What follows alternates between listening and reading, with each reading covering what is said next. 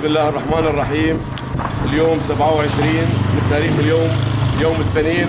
الحمد لله رب العالمين، الله وفقنا. اليوم تم ضرب فرع المخابرات الجوية وحاجز المشفى الوطني وحاجز المشفى الشفاء وبناية رسلان، والحمد لله كانت الإصابة قوية ومؤثرة في عصابات الطاغية، والحمد لله رب العالمين. والله أكبر الله أكبر الله أكبر الله أكبر الله أكبر. بفضل من الله ومنته حققنا اليوم انتصار باهر في درعا.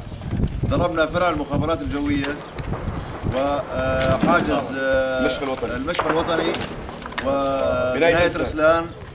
اليوم 27/5 الاثنين، يوم الاثنين، لواء مغاوير حوران ولواء المهام الخاصة في درعا، والحمد لله رب العالمين ومنصورين بإذن الله. تكبير! الله أكبر الله أكبر الله أكبر الله أكبر الله أكبر. لواء المهام الخاصة بالاشتراك مع لواء مغاوير حوران ضرب مقرات النظام في درعا المحطة. الله أكبر.